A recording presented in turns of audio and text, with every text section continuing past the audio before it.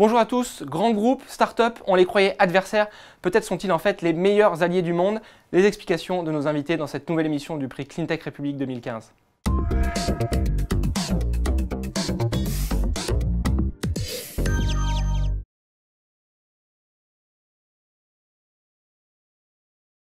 Bienvenue à tous pour cette nouvelle émission où il sera question d'Open Innovation. Et avec moi pour en parler, à ma droite, Thibaut Gouache, bonjour. Bonjour. Vous êtes cofondateur de Cornis, lauréat du prix Cleantech République en 2014. Et vous viendrez notamment nous parler du partenariat entre votre start-up et EDF. Ce sera le sujet de cette émission. EDF représenté en face de vous par deux éminents représentants. Nicolas Delabouchère, bonjour. Bonjour. Vous êtes responsable de département chez EDF Énergie Nouvelle. Et à vos côtés, Bernard Declercq, bonjour. Bonjour. Vous êtes délégué innovation au sein de la R&D d'EDF. On va commencer par vous, Bernard, très rapidement. Alors, rappelez-nous un petit peu l'ambition de cette démarche Open Innovation d'EDF, ou autrement dit, pourquoi un grand groupe comme le vôtre s'intéresse à de très jeunes startups techno. Très bien. Alors moi, je suis responsable d'une entité qui a aujourd'hui 4 ans d'existence. Donc, pourquoi l'Open Innovation? La prise de conscience. Alors, je pense que EDF n'est pas le seul grand groupe à avoir pris cette conscience-là, mais de ce qui se passait, la vitesse d'innovation dans le monde des startups en dehors de nos grands groupes. Alors, EDF R&D en particulier a une longue habitude de partenariat avec le monde académique ou des grands groupes. Et là, la nouveauté, c'était comment capter cette vitesse d'innovation du monde des startups pour créer de la valeur pour le groupe EDF. En préparant cette émission, vous avez dit que c'est presque une petite révolution culturelle. C'était un petit peu l'idée de cette démarche? Oui, alors la démarche se veut très pragmatique. L'idée, c'est d'aller scruter l'écosystème des startups, de repérer un certain nombre d'entre elles susceptibles d'intéresser les métiers d'EDF. Et notre métier, la petite structure dont je m'occupe, fait de l'entremise et fait de la mise en relation entre ces startups et les différentes entités métiers du groupe, du type de celle de Nicolas. Alors très concrètement, comment ça marche? Vous repérez des startups, vous les associez à des métiers du groupe? Oui, Quel est un peu le fil conducteur? Tout à fait. Alors je dirais aujourd'hui, la démarche de ces dernières années, ça a été ce que je qualifie souvent de pêche à l'épuisette. C'est-à-dire un grand coup de chalut, je dirais, dans l'écosystème des startups, un premier tri de notre équipe, en disant voilà, ces startups finalement peuvent intéresser tel ou tel métier, et ensuite c'est notre équipe qui organise des réunions de présentation aux différents métiers, à des périodes régulières, tous les mois, tous les 2 mois, en fonction des métiers, à qui on raconte l'histoire de ces dizaines de startups. Le but pour nous étant de faire en sorte que le métier ait envie de tester cette startup en vraie grandeur. Donc sur des projets de démonstration, d'expérimentation? Des projets de démonstration, c'est-à-dire qu'on fait la démonstration en vraie grandeur. Le métier décide de passer un premier contrat commercial dans lequel il teste ces innovations. Et juste pour situer un peu la métrique du dispositif, en 3 ans, nous sommes passés de 10 démonstrations par an à 30 démonstrations par an. Et notre objectif cette année, d'en faire 40. Je pense qu'on n'ira pas au-delà en termes de quantité, mais c'est un peu la métrique du dispositif. Bon, on ne va pas parler des 40 expérimentations, on va en parler d'une seule, et d'une importante, puisque c'est celle de Cornis. Alors Thibaut Gouache, tout d'abord, juste avant de parler de l'expérimentation avec EDF, rappelez-nous un petit peu Cornis, pour ceux qui ne vous connaîtraient pas encore, l'histoire du groupe, son innovation, en quelques mots. Donc Cornis, c'est une société aujourd'hui qui a 3 ans et demi. On est spécialisé dans le suivi d'infrastructures. On développe des solutions en général en se servant de beaucoup de traitements de données pour développer des solutions qui permettent aux exploitants de diverses infrastructures de mieux suivre leurs infrastructures, justement. D'accord, donc vous photographiez, c'est ça? Alors, notre produit phare dans l'éolien, c'est une solution de suivi de pales d'éoliennes qu'on suit grâce à des photographies très haute résolution. Donc, nos clients sont formés sur nos matériels, font les photos, ils intègrent tout ça dans notre plateforme qui leur permet de faire un reporting et un suivi de manière très simple. En termes de chiffres, aujourd'hui, Cornis, ça représente combien de personnes? Cornis fait à peu près une dizaine de personnes et on a l'honneur d'avoir travaillé dans à peu près une dizaine de pays, Europe et Amérique du Nord. Bon, alors, les présentations sont faites. Expliquez-nous un petit peu comment s'est passée cette rencontre avec EDF et puis comment cela s'est concrétisé. Alors les premiers contacts qu'on a vus avec EDF datent d'à peu près il y a 2 ans et demi via l'équipe Innovation, Open Innovation. On a pu donc rencontrer le métier, échanger et se mettre d'accord sur un premier test qui a dû avoir lieu il y a à peu près 2 ans. Le test a dû être suffisamment convaincant pour le métier pour que l'on puisse après passer sur une phase, on va dire, de contractualisation qui a été un peu longue, ça nous a pris à peu près 1 an. Et il y a un an, on est vraiment passé sur une montée opérationnelle de nos travaux ensemble, donc avec des équipes de chez EDF qui sont formées à nos matériels, qui font l'acquisition avec nos matériels, qui nous envoient les données, on leur processe et on leur permet de faire le reporting. Et c'est une montée en puissance continue depuis un an maintenant avec ce groupe. Ce qui donne, si on raisonne peut-être en termes d'éoliennes, combien d'éoliennes photographiées? Je ne sais pas si le terme est exact. Oui, enfin, on va dire inspecter ou scanner, ça fait un peu plus pro. Très bien. Aujourd'hui, avec le groupe EDF, on est à peu près à 150 éoliennes scannées dans 4 ou 5 pays différents, donc les États-Unis, la France, il doit y avoir la Grèce, la Pologne et un 5e qui m'échappe. Bon, très bien. Je vais donner, peut-être vous le retrouverez. En attendant, je vais donner la parole à votre partenaire, Nicolas de la Bouchère. Pourquoi le partenariat avec Cornis était intéressant? Qu'est-ce qui vous a amené vers ce partenariat?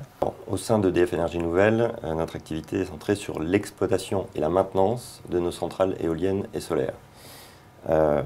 Nous avons sur nos éoliennes un composant majeur qui est les pales de l'éolienne.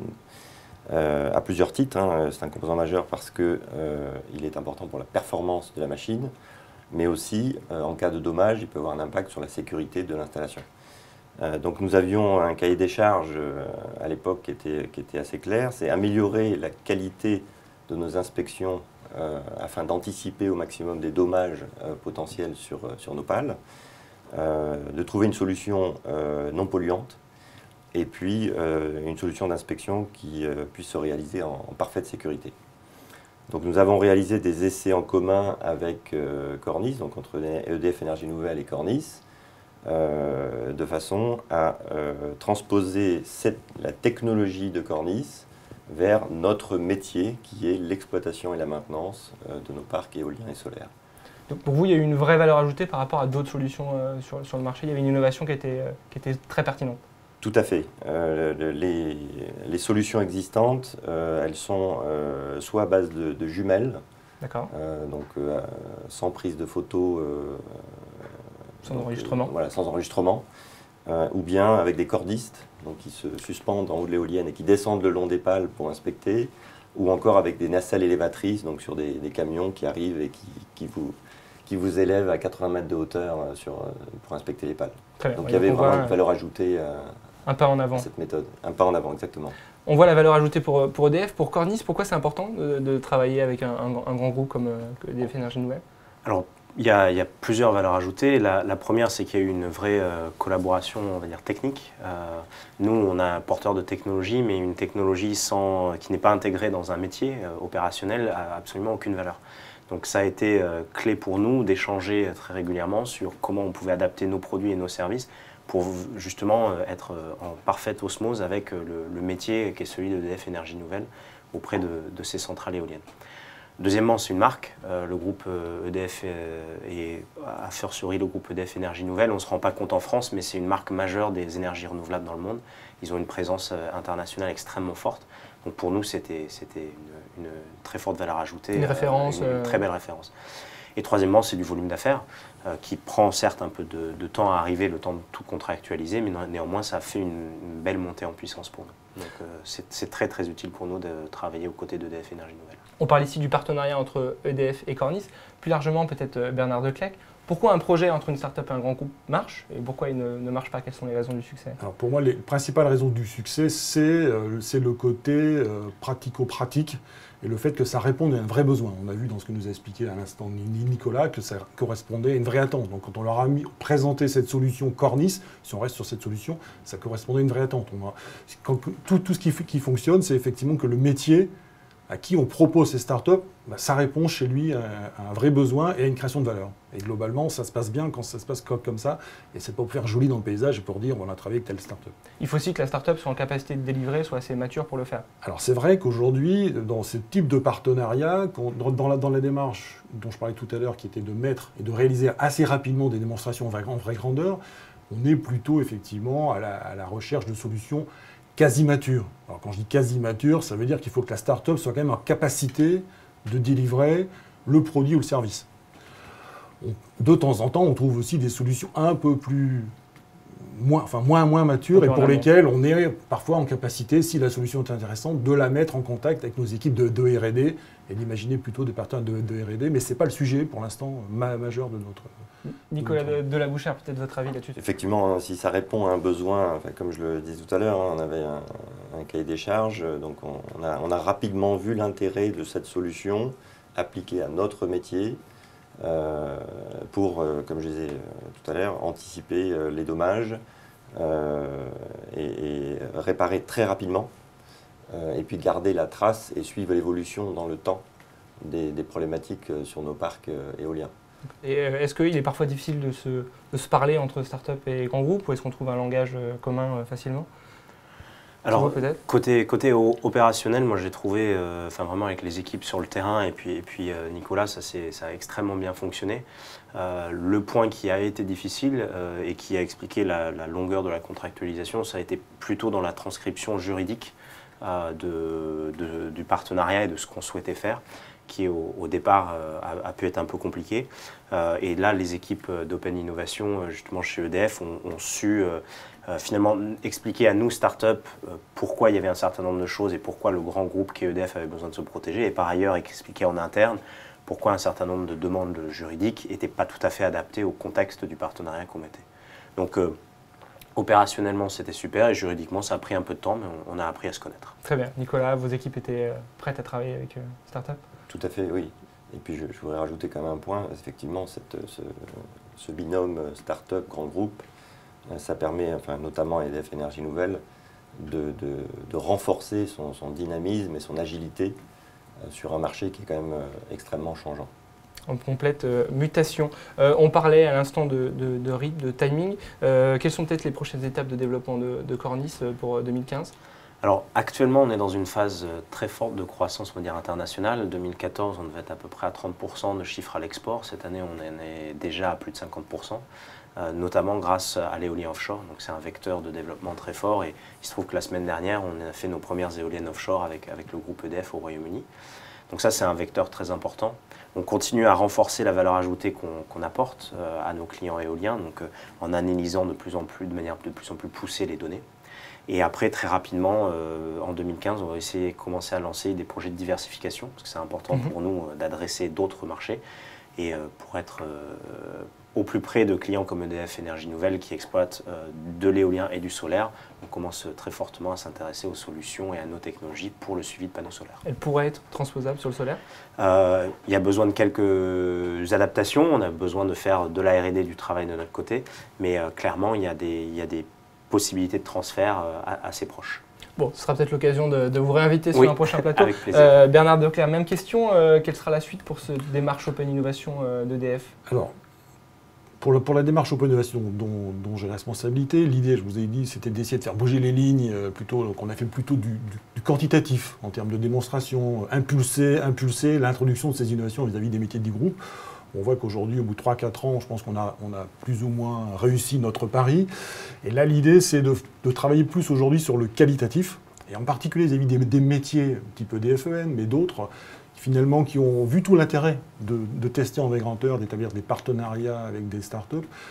L'idée, c'est, comme ils se sont habitués à travailler avec nous, et globalement, je reprends mon thème de pêche à l'épuisette, l'idée, c'est qu'aujourd'hui, ils sont encore plus en capacité d'exprimer des attentes. Et donc, pour exprimer ces attentes, c'est-à-dire que pour nous, notre métier, on va passer de l'épuisette à la pêche à la ligne. En l'occurrence, on va sans doute continuer à pêcher à l'épuisette, mais je veux dire, les deux ne sont pas incompatibles. Voilà, les deux ne sont pas incompatibles parce qu'on aime se faire surprendre aussi par des choses qu'on n'avait pas imaginées. Mais sur un certain nombre de questions, on sera sans doute plus en capacité d'exprimer un vrai besoin et d'aller interroger l'écosystème des startups en disant, voilà, je cherche une solution pour répondre à cette question-là. Donc là, aujourd'hui, on est plutôt en train de s'orienter sur ce sujet-là.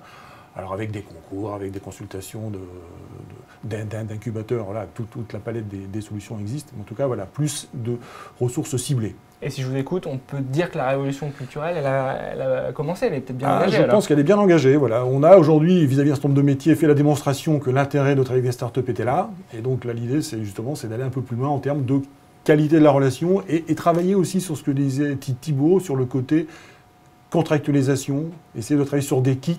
Parce qu'évidemment, travailler avec des startups, ça veut dire regarder un peu nos procédures achats, ça veut dire aussi la partie juridique, sur la propriété intellectuelle. Voilà. Donc il y a un certain nombre de sujets.